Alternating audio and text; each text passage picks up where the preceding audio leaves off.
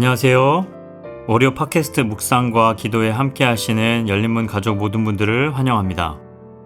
오늘은 욥기 32장의 말씀을 가지고 함께 묵상하기를 원하는데요. 이 시간 말씀을 통해서 하나님의 마음을 알고 기도를 통하여 하나님께 더 가까이 나아가는 시간 되기를 간절히 소망합니다. 먼저 오늘 본문의 요약 내용을 읽어드리겠습니다. 욥기 32장부터는 새로운 인물이 등장합니다. 바로 엘리후입니다. 엘리후는 세 친구와 욥 사이에 서 있는 균형자입니다. 그는 욥이 자신의 의로움을 지나치게 강조한다고 비난한 뒤에 세 친구의 궤변에도 화를 냅니다. 엘리후는 다른 친구들에 비해 어렸지만 지혜는 나이를 따라 생기는 것이 아님을 강조합니다. 그는 단호하게 사람의 의견을 따라 혹은 사람의 평판을 위해 이야기하지 않겠다고 말합니다. 오직 하나님의 영광을 위해 그리고 그를 지으신 이의 영을 따라 말하겠노라고 선언합니다. 엘리후는 양극단에 서 있는 욥과 세 친구들에게 지혜를 전하고 하나님이 어떤 분이신지를 가르칩니다. 이제 욥기 32장의 말씀을 함께 정독하시겠습니다. 욥기 32장. 욥이 자신을 의인으로 여김으로 그 세 사람이 말을 그치니 람 종족 부스 사람 바라겔의 아들 엘리후가 화를 내니 그가 욥에게 화를 내면 욥이 하나님보다 자기가 의롭다 함이요 또 세 친구에게 화를 내면 그들이 능히 대답하지 못하면서도 욥을 정죄함이라. 엘리후는 그들의 나이가 자기보다 여러 해 위이므로 욥에게 말하기를 참고 있다가 세 사람의 입에 대답이 없음을 보고 화를 내니라. 부스 사람 바라겔의 아들 엘리후가 대답하여 이르되 나는 연소하고 당신들은 연로함으로 뒷전에서 나의 의견을 감히 내놓지 못하였노라. 내가 말하기를 나이가 많은 자가 말할 것이요 연륜이 많은 자가 지혜를 가르칠 것이라 하였노라. 그러나 사람의 속에는 영이 있고 전능자의 숨결이 사람에게 깨달음을 주시나니 어른이라고 지혜롭거나 노인이라고 정의를 깨닫는 것이 아니니라. 그러므로 내가 말하노니 내 말을 들으라. 나도 내 의견을 말하리라. 보라, 나는 당신들의 말을 기다렸노라. 당신들의 슬기와 당신들의 말에 귀 기울이고 있었노라. 내가 자세히 들은즉 당신들 가운데 욥을 꺾어 그의 말에 대답하는 자가 없도다. 당신들이 말하기를 우리가 진상을 파악했으나 그를 추궁할 자는 하나님이시요 사람이 아니라 하지 말지니라. 그가 내게 자기 이론을 제기하지 아니하였으니 나도 당신들의 이론으로 그에게 대답하지 아니하리라. 그들이 놀라서 다시 대답하지 못하니 할 말이 없음이었더라. 당신들이 말없이 가만히 서서 다시 대답하지 아니한즉 내가 어찌 더 기다리랴. 나는 내 본분대로 대답하고 나도 내 의견을 보이리라. 내 속에는 말이 가득하니 내 영이 나를 압박함이니라. 보라, 내 배는 봉한 포도주통 같고 터지게 된 새 가죽 부대 같구나. 내가 말을 하여야 시원할 것이라. 내 입을 열어 대답하리라. 나는 결코 사람의 낯을 보지 아니하며 사람에게 영광을 돌리지 아니하리니 이는 아첨할 줄을 알지 못함이라. 만일 그리하면 나를 지으신 이가 속히 나를 데려가시리로다. 그동안 욥과 세 친구들은 인간이 겪는 고난의 원인을 두고 길고 긴 논쟁을 이어왔습니다. 하지만 지난 31장의 마지막 절을 보면 욥의 말이 그쳤다라고 기록합니다. 이제 더 이상 할 말이 없다라는 것이죠. 친구들도 입을 닫았습니다. 그렇게 무거운 침묵이 흐르던 때에 엘리후라고 하는 새로운 인물이 등장하여 새로운 의견을 제시합니다. 상대적으로 나이가 젊었던 엘리후는 새 친구와 욥을 향해서 하나님의 관점을 소개하는 역할을 하고 있습니다. 그는 지금까지 어른들의 대화를 묵묵히 듣고만 있었던 젊은이였습니다.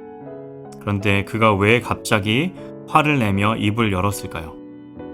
오늘 우리는 엘리후의 모습을 통해서 저희가 신앙생활을 하며 빠지기 쉬운 말의 함정과 지식의 교만을 돌아보고 하나님께 진정으로 원하시는 삶의 지혜가 무엇인지 나누고자 합니다. 그럼 이제 조금 더 구체적으로 그 내용을 살펴보길 원하는데요. 먼저 1절과 5절 안에 있는 2절과 3절의 말씀을 함께 보시기 바랍니다. 성경은 엘리후가 화를 냈다는 표현을 반복해서 사용합니다. 욥에게도 화를 내고 새 친구에게도 화를 냅니다. 과연 그 이유가 무엇이었을까요? 욥이 하나님보다 자기가 의롭다고 주장하는 것처럼 보였기 때문이고, 새 친구는 욥을 굴복시킬 논리적인 대답을 찾지 못하면서도 그를 정죄만 하고 있었기 때문입니다. 물론 엘리후의 분노에는 다 그만한 이유가 있습니다. 욥은 고난 속에서 자신의 무죄를 항변하다 보니 때로 하나님 앞에 거칠게 질문했고, 친구들은 계속해서 인과응보의 논리를 가지고 욥의 상처를 더 아프게 짓눌렀습니다. 이 광경을 지켜보던 젊은 엘리후의 눈에는 이들 모두가 답답하고 한심해 보였던 것입니다. 하지만 우리가 꼭 기억해야 할 것은 야고보서의 말씀처럼 사람이 성내는 것이 하나님의 의를 이루지 못한다라는 사실입니다. 엘리후는 정의감에 불타올랐지만 그의 분노 밑바닥에는 나는 저들과 다르다라고 하는 자기 우월감이 깔려 있었습니다. 저희들의 모습도 마찬가지일 때가 있죠. 누군가 신앙적인 실수를 하거나 교회가 어려움에 처했을 때 우리는 엘리후처럼 비판의 목소리를 높입니다. 어떻게 저럴 수 있어? 나라면 저렇게 안 했을 텐데. 그러나 그 분노가 정말 하나님을 위한 것인지 아니면 나의 탁월함과 의로움을 증명하기 위한 혈기인지 우리는 정직하게 돌아보아야 합니다. 두 번째로 6절에서부터 14절의 내용을 함께 살펴볼 텐데요. 엘리후는 자신이 젊음에도 불구하고 입을 열게 된 그 명분을 이렇게 설명합니다. 8절 말씀입니다. 그러나 사람의 속에는 영이 있고 전능자의 숨결이 사람에게 깨달음을 주시나니. 그는 지혜가 단순히 나이가 많다고 생기는 것이 아니라 하나님의 영이 부어질 때 가능하다고 말합니다. 물론 이 말 자체는 맞습니다. 지혜의 근원은 하나님이시기 때문입니다. 또한 엘리후는 9절에서 어른이라고 지혜롭거나 노인이라고 정의를 깨닫는 것이 아니니라 라고 하며 당당하게 자신의 논리를 펼치기 시작합니다. 하지만 여기서도 엘리후의 치명적인 실수가 드러나죠. 그는 하나님이 주신 영적 깨달음을 자신의 논리적 우월함과 혼동하기 시작했습니다. 그는 새 친구의 인과응보 논리가 실패했음을 지적하며 자신은 전혀 다른 차원의 대답을 내놓겠다고 호언장담합니다. 사랑하는 우리 성도님들, 참된 영적 권위는 내가 얼마나 많이 아는가에서 나오지 않습니다. 오히려 내가 얼마나 하나님 앞에 무지한 존재인지를 아는 겸손에서 나온다라는 것입니다. 엘리후는 욥의 고난이 그를 교육하고 성장시키기 위한 하나님의 훈련이라고 주장하려 합니다.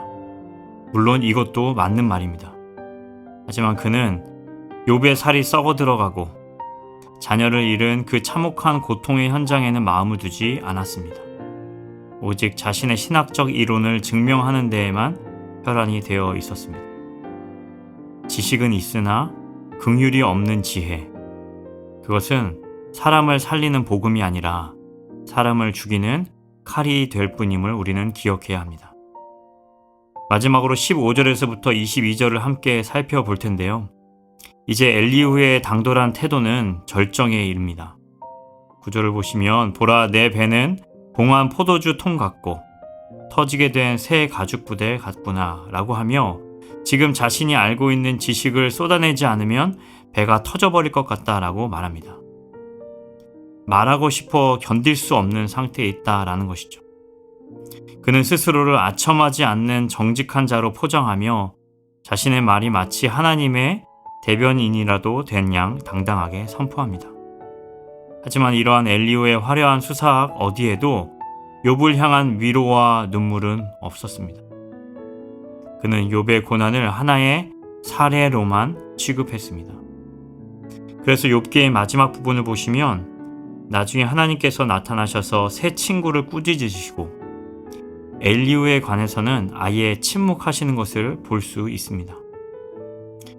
엘리후가 새 친구에 비해서 잘해서가 아니라 그의 말이 논리적으로는 완벽했을지 모르나 하나님의 마음과는 멀리 있었기 때문이었습니다. 새 친구처럼 하나님을 인과응보의 틀에 가두는 오류를 범하지 않아서 직접적인 정죄는 면했지만 그의 논리 역시 하나님의 직접적인 계시 앞에서는 보잘것없기에 침묵하셨다라는 것을 생각해 볼 수 있습니다. 사실 오늘날 저희가 겪고 있는 문제는 정보의 부족이 아닙니다. 유튜브를 켜면 훌륭한 강의와 설교가 넘쳐나고 계속해서 좋은 신앙서적은 출판되고 있습니다. 그리고 저희들 주변에는 엘리후처럼 똑똑한 그리스도인들도 많습니다. 하지만 진정으로 고난당하는 자 곁에서 함께 울어주며 삶으로 그리스도의 사랑을 증명하는 사람은 소수인 것 같습니다.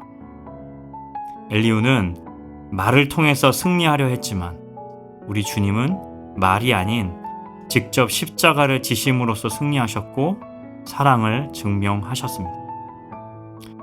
여러분, 말씀을 맺겠습니다. 오늘 엘리후의 모습을 통해서 저에게 주시는 중요한 영적인 메시지는 첫째, 정죄의 언어를 멈추고 공감의 삶을 살아가야 한다라는 것입니다. 엘리후는 욥의 상황을 다 안다고 생각했지만 사실 그는 욥이 겪은 천상회의의 비밀도 욥의 진심 어린 고통도 알지 못했습니다. 그러므로 누군가의 고난을 쉽게 해석하려 들지 않기를 원합니다. 그냥 기도 안 해서 그래, 죄가 있어서 그래 라는 말은 엘리후의 칼날 같은 언어일 뿐입니다. 그저 곁에서 손을 잡아주는 침묵의 사랑이 더 큰 힘을 발휘한다라는 사실을 기억하셨으면 좋겠습니다. 둘째, 나의 지혜가 아닌 하나님의 긍휼을 구하는 삶을 살아야 한다라는 것입니다. 내 속에 할 말이 가득해서 터질 것 같을 때조차도 그것이 나의 의를 드러내고 싶은 욕망이 아닌지를 철저하게 점검해야 합니다. 엘리후는 나는 아첨할 줄 모른다라며 당당했지만 그 당당함이 누군가에게는 또 다른 상처가 될 수 있습니다. 그러나 하나님의 지혜는 언제나 온유함과 겸손을 동반한다는 사실을 기억하시기 바랍니다. 마지막으로 셋째, 말로 가르치는 자가 아니라 삶으로 보여주는 제자가 되시기 바랍니다. 예수님은 엘리후처럼 화려한 논리로 죄인들을 굴복시키지 않으셨습니다. 오히려 죄인들의 친구가 되어주셨고 말없이 십자가를 지심으로 사랑을 증명하셨습니다. 세상은 우리의 화려한 언변을 통해서가 아니라 우리의 진심 어린 마음과 태도, 그리고 그 행실을 보고 하나님을 찾게 된다는 사실을 기억해야 하는 줄 믿습니다. 사랑하는 성도님들, 오늘 하루 엘리후처럼 말의 가죽 부대를 채우는 자가 아니라 주님의 심장을 품고 삶의 복음을 써내려가는 저와 여러분이 되시기를 간절히 축원합니다. 이제 공동체를 위한 기도 제목을 가지고 한 마음으로 기도하기 원합니다. 먼저 성도의 가정 생활을 위해 기도합니다. 세상 속에 있지만 세상과 구별된 거룩한 삶을 살아내는 복음의 그 능력이 우리 가정과 일터와 학교에서 나타날 수 있도록 기도해 주시기 바랍니다. 이어서 이 땅의 공교육을 위해 기도합니다. 학교가 안전하고 평화로운 환경이 되어 모든 학생들이 두려움 없이 학습에 집중할 수 있도록 보호해 주시고 교내에서 발생하는 갈등과 폭력이 사라질 수 있도록 여러분 간절히 기도해 주시기 바랍니다. 마지막으로 하나님 나라를 위해서 기도할 때에 캄보디아에서 사역하시는 이근희, 송민수 선교사님을 위해 기도합니다. 섬기시는 월드비전 교회가 주님 기뻐하시는 모습으로 성장하도록 제자 양육을 받은 성도들이 신실한 사역자로 잘 준비될 수 있도록 그리고 학업 중에 있는 청소년들과 청년들이 학업과 또 일, 예배 사이에서 믿음의 균형을 잘 지켜 불안정한 상황 속에서도 하나님의 평안과 인도하심으로 캄보디아 교회의 귀한 일꾼으로 세워질 수 있도록. 마지막으로 캄보디아 교회, 학교, 노회, 신학교 사역을 돕는 모든 과정과 특히 미래의 교회를 이끌 신학교 총장 선임이 하나님의 지혜 가운데 순적히 이루어지도록 간절히 기도해 주시기 바랍니다. 이후에 성도님들의 개인적인 삶과 교회를 위해서 기도하실 때에 풍성한 은혜를 더해 주실 줄 믿습니다. 함께 기도하겠습니다.